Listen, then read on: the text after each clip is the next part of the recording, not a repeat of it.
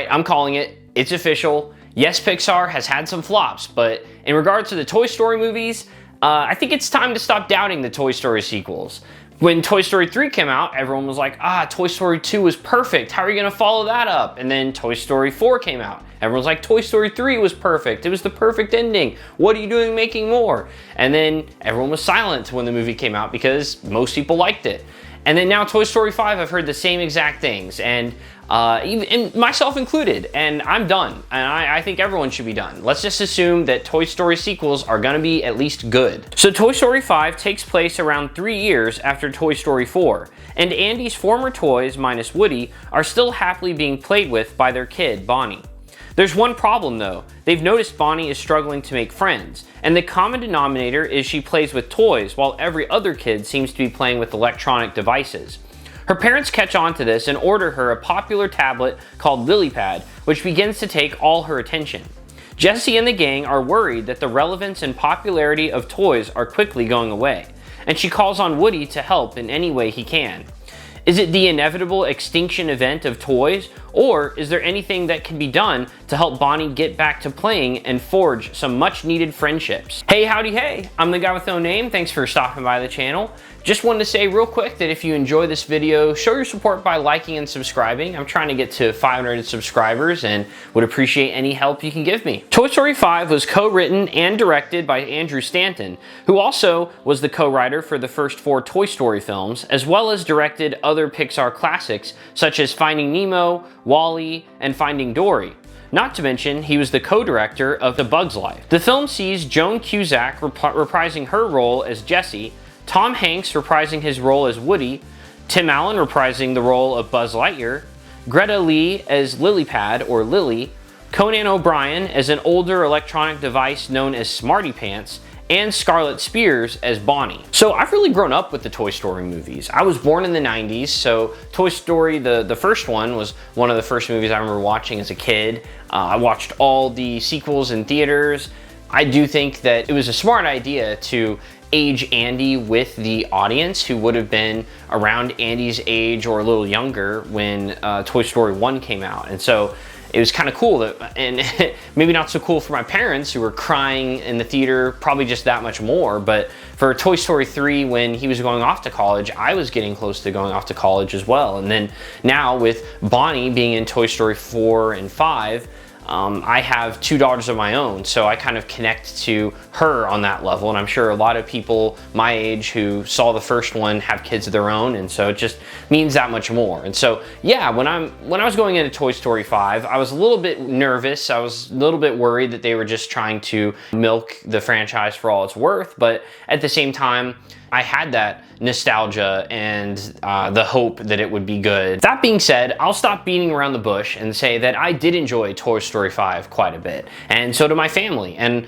I'm very happy to report that. I'm a little relieved, honestly, because like I said, I enjoy this franchise and I want the movies to be good. I want it to keep being known as a really good quality franchise. But yeah, I mean, first thing I got to talk about is the voice acting, because that voice cast way back to the first one is immaculately cast. It's insane going back just how good every single person is at their role, no matter how big or small.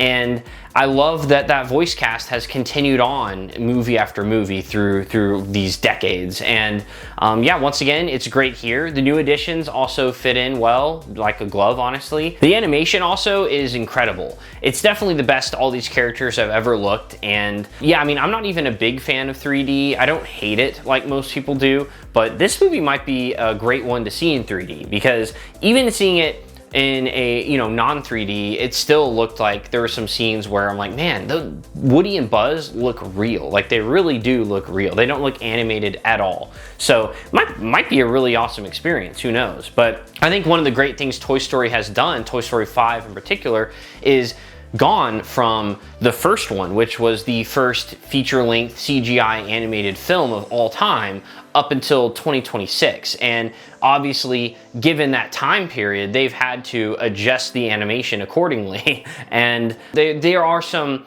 different styles, like the humans look a little different, which is for the best.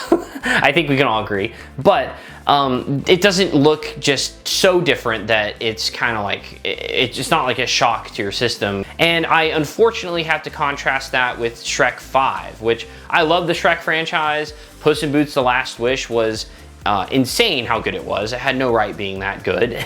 And yeah, I'm looking forward to Shrek 5. But man, so far, everything they've showed about it, the animation just looks too different. That I get they're kind of in a similar position where Shrek came out, you know, I think it was the early 2000s maybe, correct me if I'm wrong, but obviously they've had to update it since then. But Puss in Boots: The Last Wish, I thought was a great way to do that, where they made it a different style of animation, but you could still tell it's in the Shrek universe. Meanwhile, Shrek 5 looks like they're in the Trolls universe, and I barely can recognize the characters that we've grown to know and love. But Toy Story 5 does not have that problem. I think they updated it in a way that still kept the overall theming and style. The story isn't the best Toy Story plot we've ever gotten, but it's still very solid. And I will say, I'm not gonna get into any spoilers, but it's kind of similar to Toy Story 4 in the sense that that one focused more on Woody and wasn't really as much of an ensemble movie.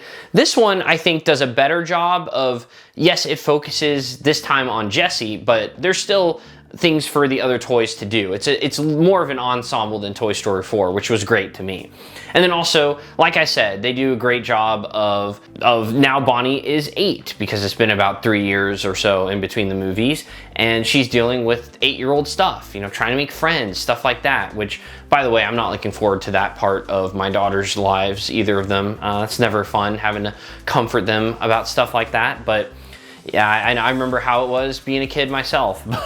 But also, it's really smart too that it gets with the times for sure, where there are now iPads and other devices like iPads that you're having to deal with.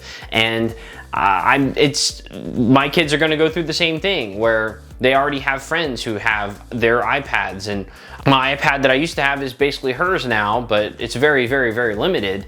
And I think it is a great job ultimately of gently encouraging parents to not let their kids be on iPads constantly. And I think when movies get into the preachy territory, it's always bad.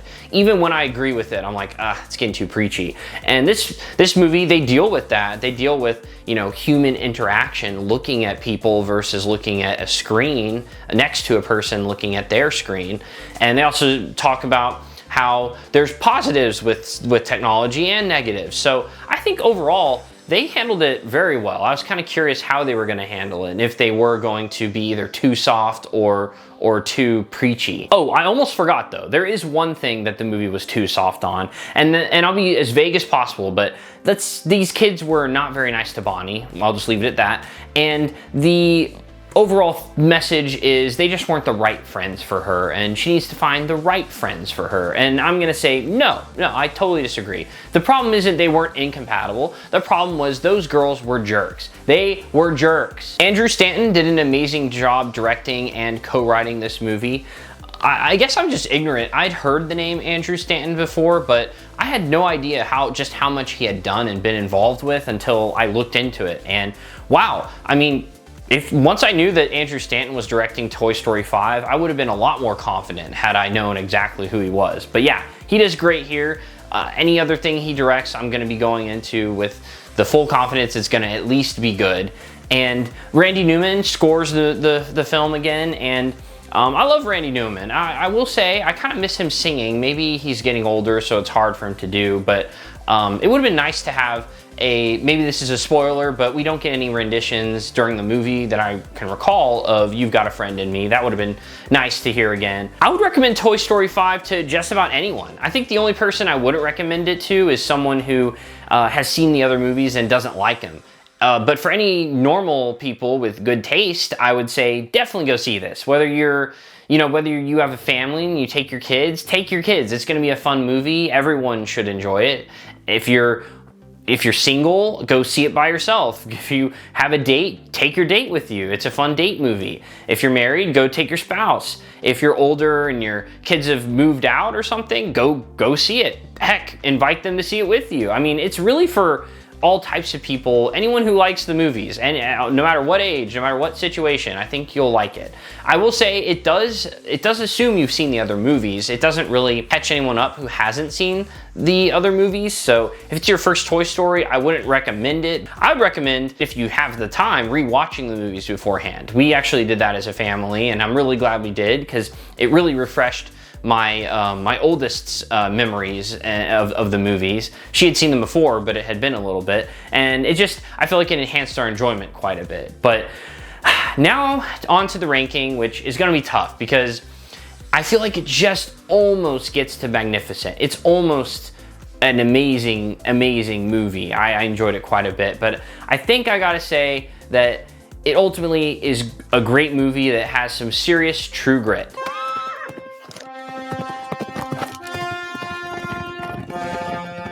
Thank you guys so much for watching. I really do appreciate each and every one of you. Let me know in the comments if you've had a chance to see Toy Story 5 yet, and if so, did you like it? Do you agree with my thoughts? How does it compare to the others in the franchise? I'd love to hear from you guys. I really do try to get to each and every comment and reply, so looking forward to that. And then if you enjoyed this video, I did a recent review of Steven Spielberg's movie Disclosure Day that you can watch, or if you want to keep going down the animated route of things, I did do a video ranking all 6 of the Shrek and Puss in Boots movies you can watch as well.